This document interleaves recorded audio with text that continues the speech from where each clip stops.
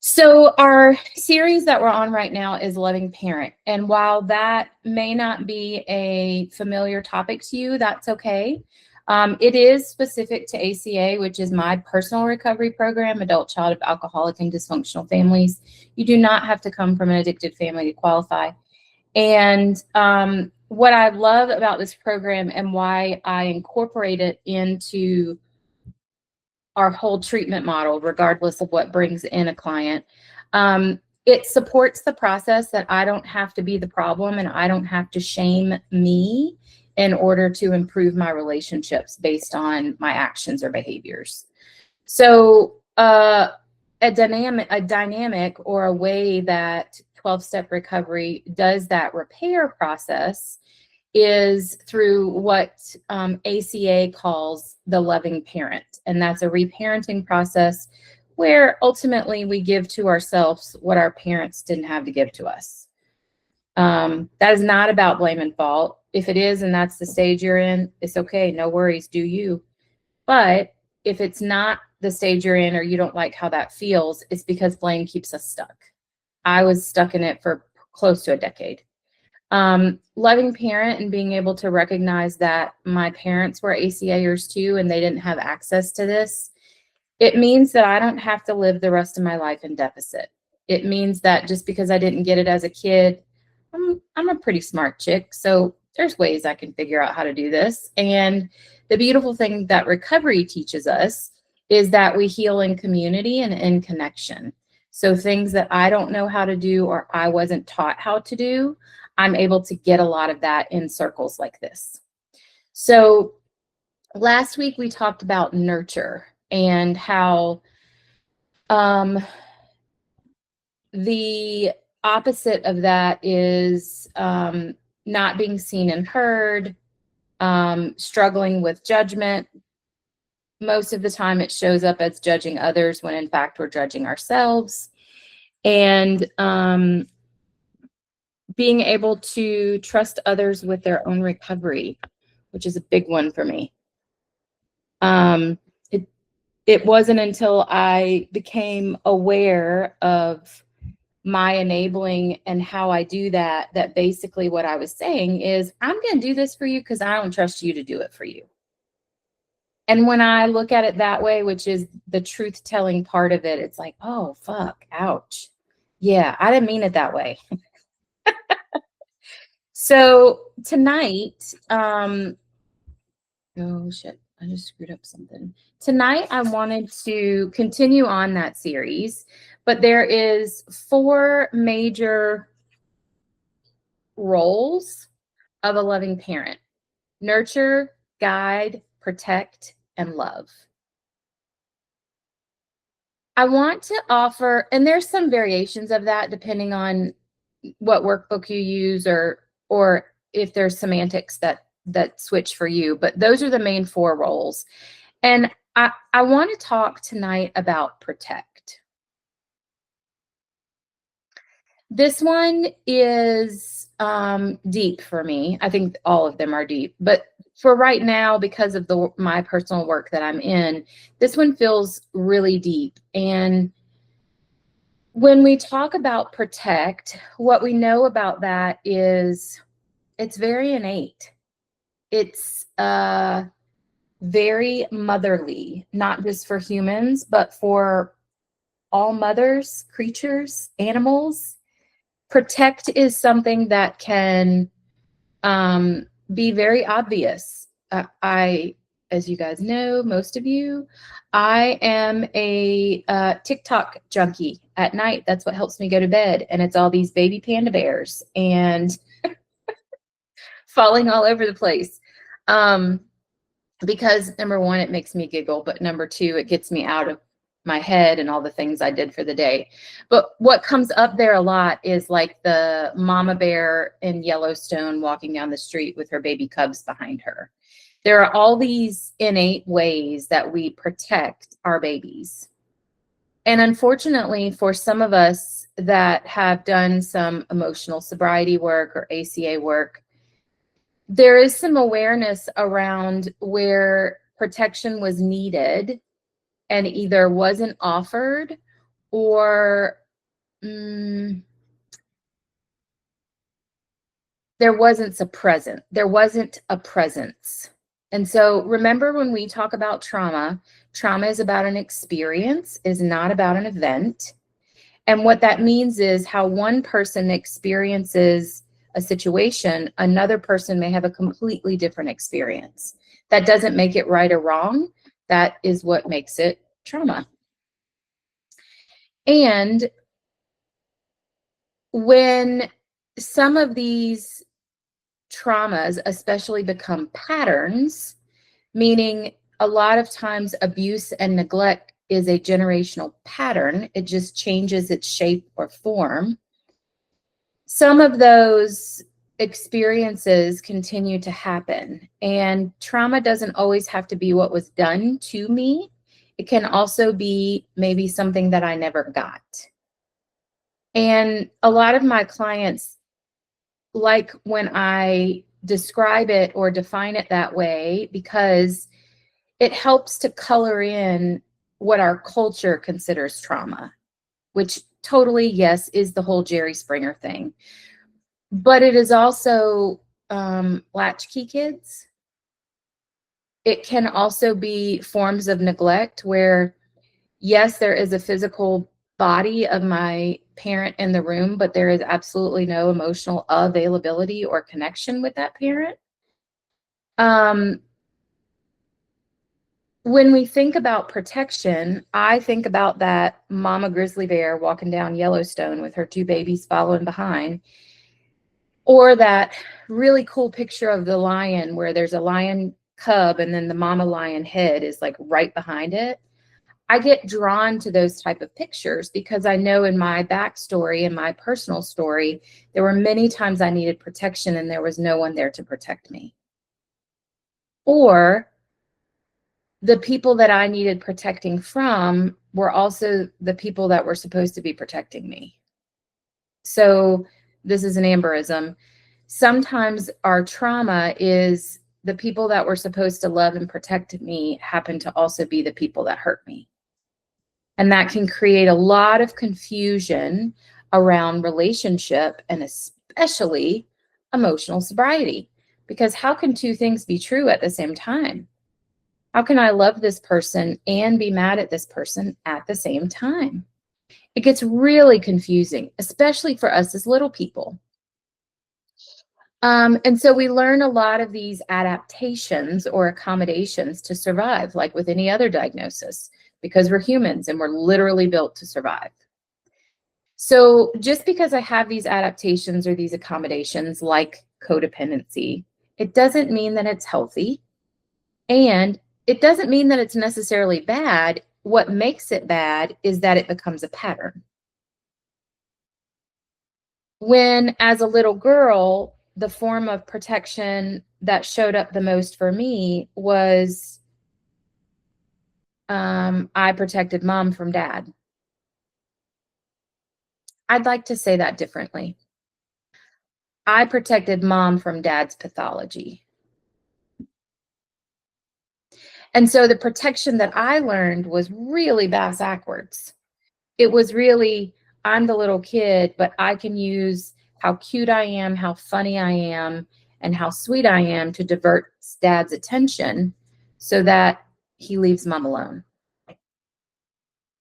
The problem with that is it also confuses my mom, who part of her role as parent is to protect. But she gets so lost in her own pain and in her own story, she doesn't realize that other people need protection. Why? It's not because she doesn't love me. It's because her brain is in survival. There's no logic when we're in survival. There's no prefrontal cortex on when we're in survival. So that form of protection becomes really conjuncity. Like, that's not a word, but it is for me, because as a little girl, I grew up protecting a lot of other people, even though I wasn't protected. And that can be very confusing. It can also be very confusing to the outside world, because in places that I needed protecting, I maybe became an advocate for, or I became very good at noticing pattern recognition in the outside world, and I might notice when things are about to escalate and I could bring it down. Kind of my superpower. However, a lot of that happens because I never got it.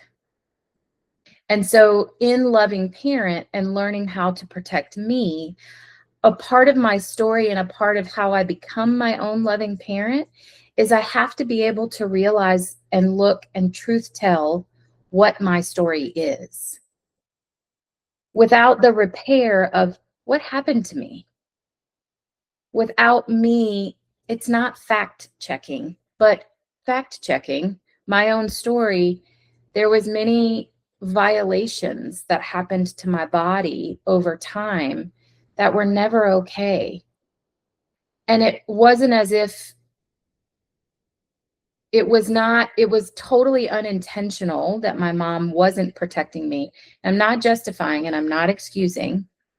What I can say is because she was also wounded in the same way, without recovery, the generational patterns just continue.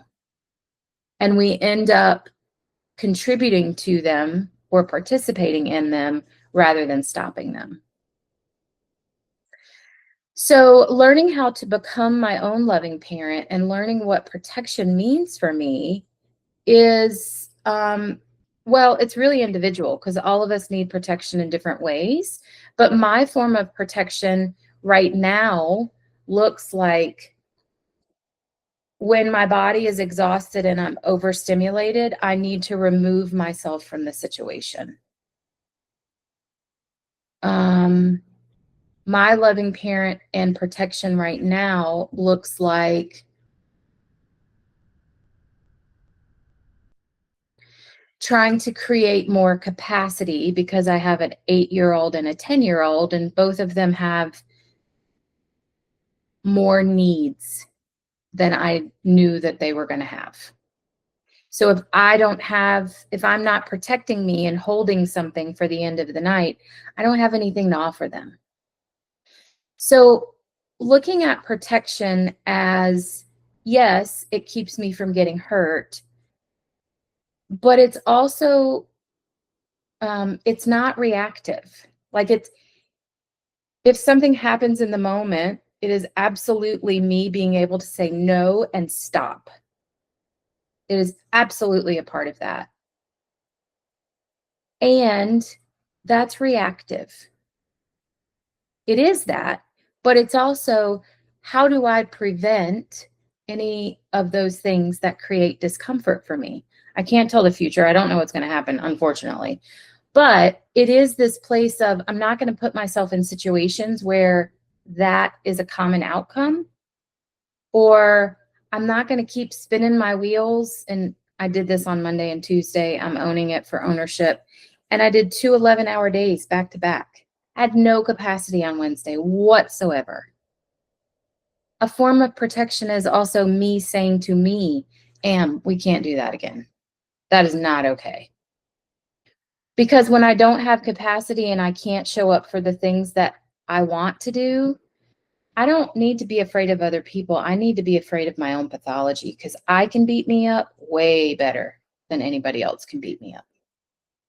So sometimes protection looks like, how do I build capacity so that I'm not self-shaming, so that I'm not spiraling, and doing some of the things that I just did, which is owning, embarrassed that I did 2 11-hour days back to back. I'm not sure how I could have changed those days. And maybe if I built some capacity on the front side of it, rather than trying to figure it out on the end, it might have been a little different. So I want to wrap up the role of loving parent when it comes to protection. It absolutely is about being emotionally available. It absolutely is. When my boys were little and they were getting too close to the door or too close to an electrical outlet, of course it is those things where, yes, I'm creating safety and protection, while it's also being able to be emotionally available and recognizing how I can deter bad things from happening because I'm caring about me for me.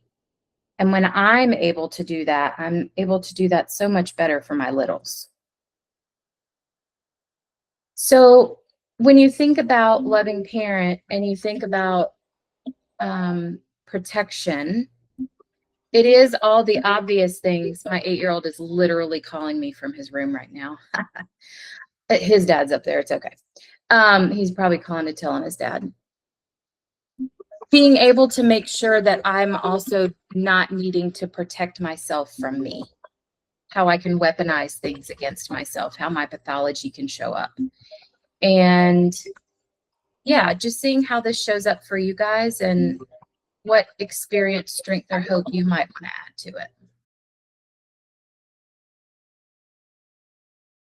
I do to me what was done to me.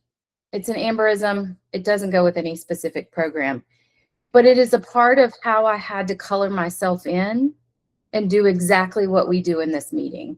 I had to truth tell. I was in therapy for years before I even realized I had trauma, which is quite comical.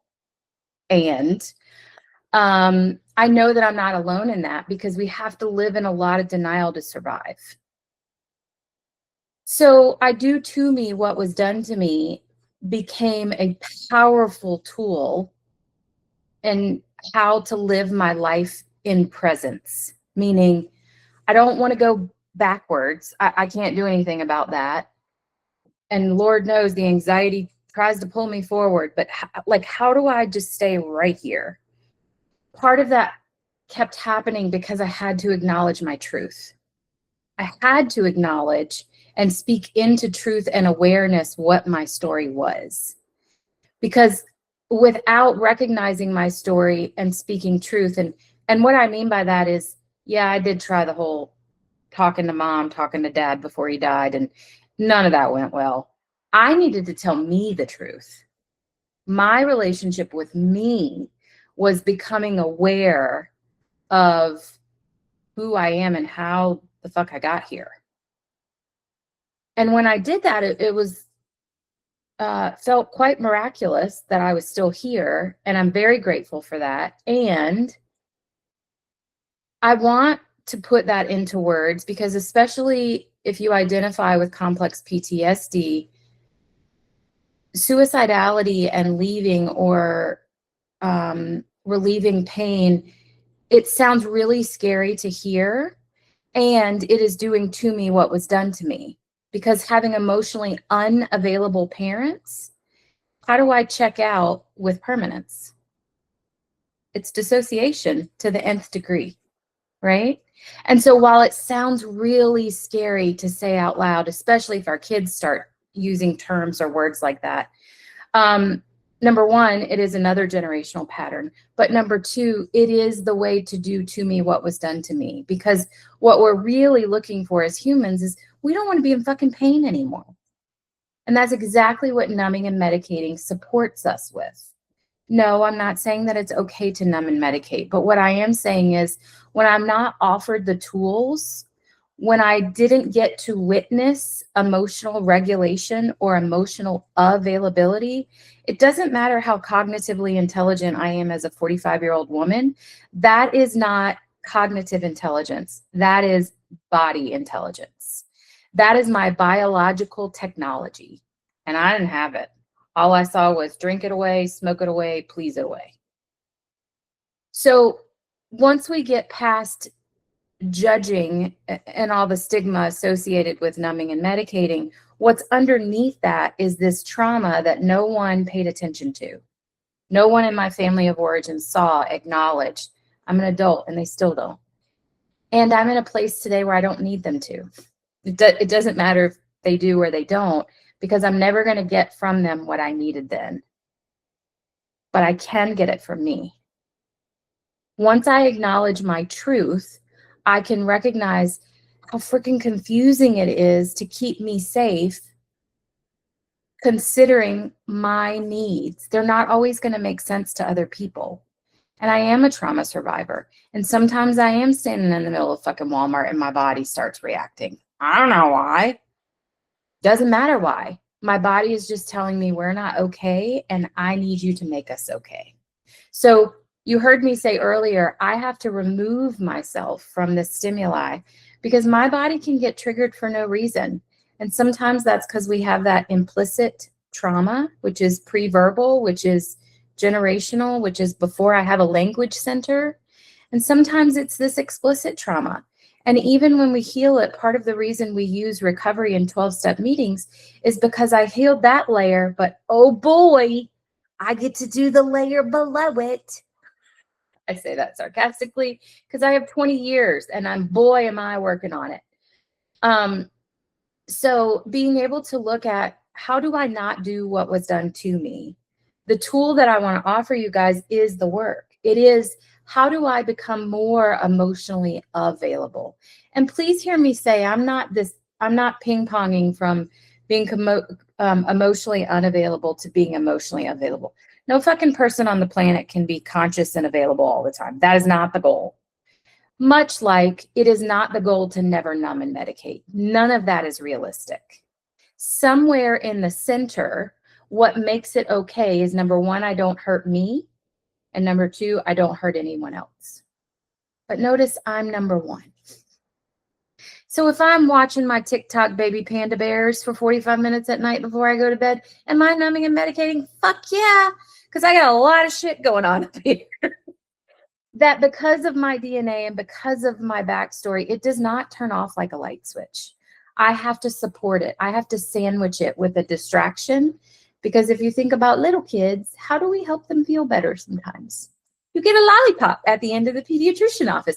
We use gold stars. There is this little reward system that we need. And as someone who also suffers from workaholism, I don't have a strong relationship with rewards. So being able to look at how do I become more emotionally available looks like little things and small steps. It's not going to be what I want because boy, do I want an immediate fix now. Just saying, that would be fucking amazing. I do want to know what was done to me so I don't do it to me. I don't want to be emotionally unavailable to myself. And to what many of you just shared, the way that I get to feel the joy, the way that I get to have fun, because those are two things that do not exist in survival. I don't get to connect with my boys. I don't get to have fun with them when I am surviving. So being able to learn how to connect is a huge part of my story. And I want to have fun with them. I want to play with them. And when we weren't raised in a way that allowed us to play, that allowed us to have fun, we're going to be very parentified little girls and boys just trying to control the world. And it doesn't get us anywhere. It does in corporate America sometimes, but usually we end up in one of these circles. So I hope this was helpful for you guys.